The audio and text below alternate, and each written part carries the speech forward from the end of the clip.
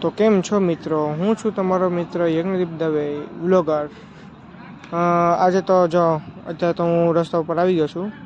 હવે આ તો મને ખાલી રસ્તો છે, પણ આમ તો મારે થોડી ઘણી બીક કાઢવી છે પબ્લિકમાં વ્લોગ ઉતારવાની, એટલે હું અત્યારે બહાર આવી ગયો છું।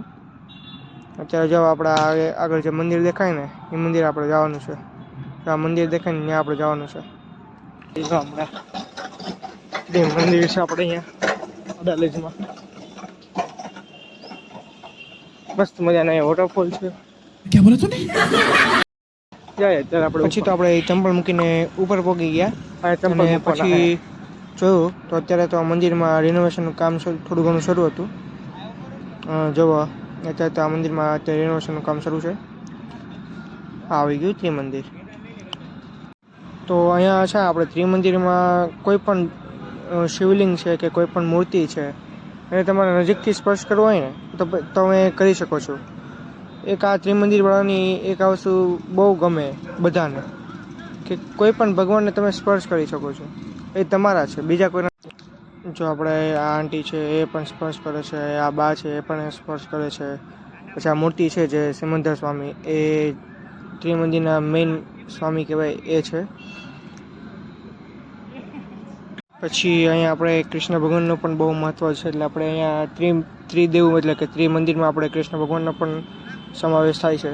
શિવલિંગ, પછી સિમંદર સ્વામી અને કૃષ્ણ ભગવાન, ત્રણેય સ્વામીને થઈને ત્રિમંદિરની કે બનાવવામાં આવેલું હતું। હવે જો અત્યારે આપણે બહાર આવી ગયા, અને પછી જો અત્યારે આખા મંદિરનું રિનોવેશન થતું હતું। अबे जल्दी बोल, कल सुबह पनवेल निकलना है। પછી આખું મંદિર જોયું એટલે બહુ આમ કે બહુ મોટું અને વિશાળ મંદિર છે, અને આખું મંદિર એ આરસના પથ્થરથી બનાવેલું મંદિર છે, અને બહુ એટલે આમ સુંદર મંદિર છે, એમ કહીએ ને તો પણ ચાલે। અને પછી તો આપણે નીકળી ગયા બીજા મંદિરે જવા હતું। એની સામે જ છે અમારે એક છે આદેશ આશ્રમ કરીને, ત્યાં આપણે જવા હતું નીકળી ગયા। પછી તો પબ્લિકમાં શૂટ કરતા હતા એટલે આમ થોડી ઘણી બીક તો લાગી હતી હજી પણ। કોઈ પણ વાહન આવે એટલે હું કેમેરો ઊંધો કરી નાખું બેક, અને વાહન વહી જાય એટલે હું પાછો મારી તરફ કરી નાખું જો એટલે પછી એવું બધું કર્યું અને થોડી ઘણી બીક કઢાવી। એટલે હવે આપણે આવી રીતે ચેલેન્જ લેશું, આપણે 30 દિવસ સુધીનો ટ્રાય કરશું ચેલેન્જ લેવાની।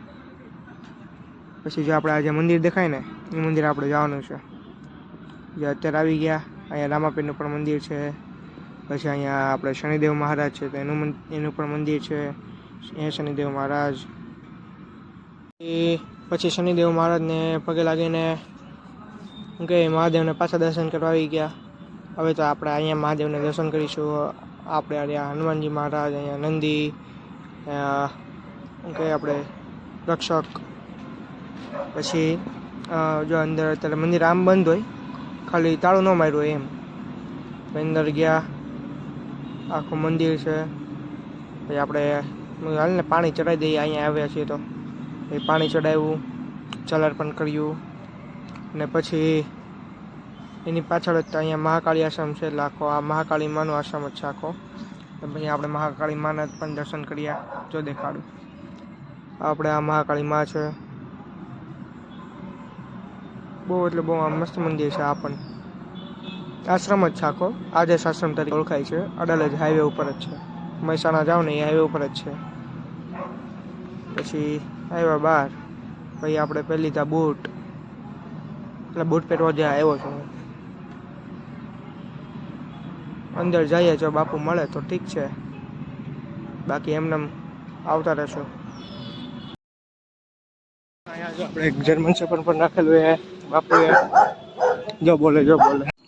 પછી તો આ આશ્રમ જો તમે જોવો છો કેટલો મોટો આશ્રમ છે, આમ કહેવાય મસ્ત આશ્રમ છે, અને આમ શાંતિવાળું વાતાવરણ હોય છે અહીંયા, અને હાઈવે ઉપર જ આવેલો છે અડાલજમાં, આદેશ આશ્રમ તરીકે જ આવેલો છે, જે હું તમને બહાર જઈને દેખાડું હાઈવે, જ્યાં આપણે મહેસાણાવાળા હાઈવે આવે ને અમદાવાદ મહેસાણા, એમાં અડાલજ આવે ને ત્યાં આવે જો આ હાઈવે આખો, અને આમ સાઈડમાં જ આવેલું છે મંદિર। તો ચાલો મળીએ નવા બ્લોગમાં, અને જો વિડીયો ગમે તો લાઈક કરજો, શેર કરજો અને સબસ્ક્રાઈબ કરજો।